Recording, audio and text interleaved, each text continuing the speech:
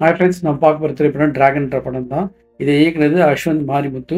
Writing வந்து Ashwanth Marimuthu and Pradeep Ranganathan 2 பேரும் சேர்ந்து எழுதியிருக்காங்க.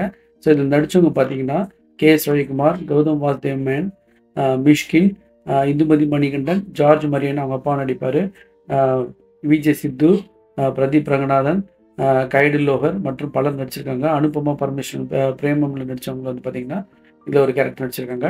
வாங்க இந்த படத்தோட கதைக்கு போயிடலாம். டிராகன் வந்து பார்த்தீங்கன்னா டி ராகவன்றவர். ஸோ 12th வந்து ஒரு பொண்ணுக்கிட்ட லவ் ப்ரப்போஸ் பண்ணுவார் ஸ்கூல்லேயே.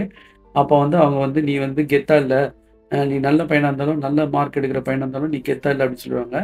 இதில் இவர் டிசப்பாயிண்ட் ஆகி ஒரு பெரிய பொறுக்கி ஆகி காலேஜில் வந்து இன்ஜினியரிங் காலேஜில் சேர்ந்துருவார். சேர்ந்து என்னென்ன அட்ராசிட்டிஸ் பண்ணுறான்றது தான். ஸோ இப்போ ஒரு ஃப்ரெஷர் டேயில் வந்து மிஸ்கின் வந்து இந்த டிராகனை பற்றி, டி ராகவன்றதை பற்றி எக்ஸ்பிளைன் பண்ணுவார். இது மாதிரி இருக்கக்கூடாதுன்றது எக்ஸாம்பிளாக இந்த கேரக்டரை ஃபஸ்ட்டு ஸ்டார்ட் பண்ணுற மாதிரி இருக்கும். ஸோ எல்லாரும் வந்து அந்த ஃப்ரெஷர்ஸ்லாம் வந்து ஆவலை கேட்டுருப்பாங்க. அப்படியே நம்மளுக்கு கதை சொல்லல ஆரம்பிக்கும்.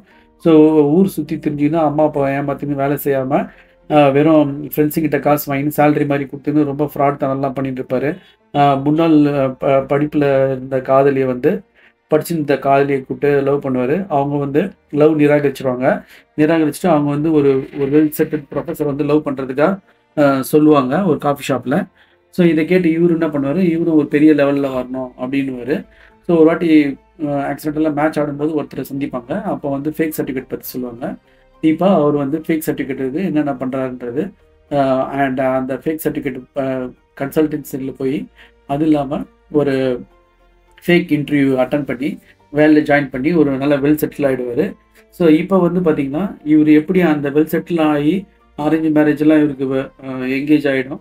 ஸோ இப்போ இதுலேருந்து எப்படி இவர் வந்து மாட்டினாரா இல்லைன்றது தான் செகண்ட் ஹாஃபு.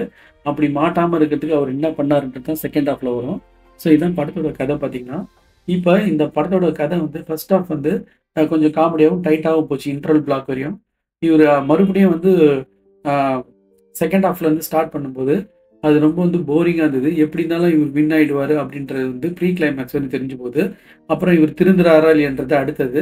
அப்புறம் இந்த ப்ரீ கிளைமேக்ஸ் முடிஞ்ச உடனே எப்படி இவர் வந்து எதனால் திருந்தினார் அப்படின்றது ஒரு கிளைமேக்ஸ் கதை மாதிரி வரும்.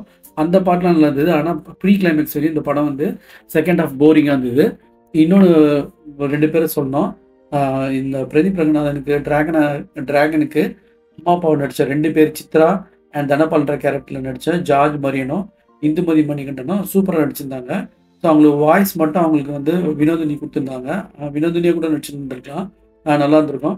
அடுத்தது மெயினாக சொல்ல வேண்டியது வந்து மிஷ்கினை. அவர் வந்து ஏற்கனவே வந்து ரொம்ப சூப்பராக ஹைப்பாக நல்லா நடிப்பார். இதில் வந்து கரெக்டான நாலேஜபிள் பர்சனாக கரெக்டான ஒரு ஆட்டிடியூட்ல இவர் நடிச்சிருந்தார்.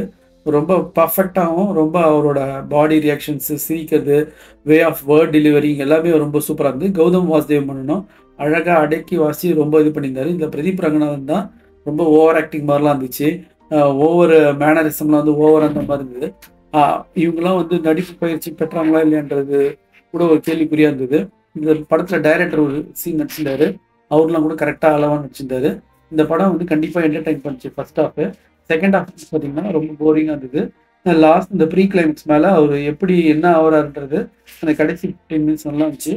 ஸோ இது வந்து எல்லாரும் பார்க்க வேண்டிய படம் தான். நீங்கள் பார்க்குறவங்க பார்த்து என்ஜாய் பண்ணுங்கள். Thanks friends.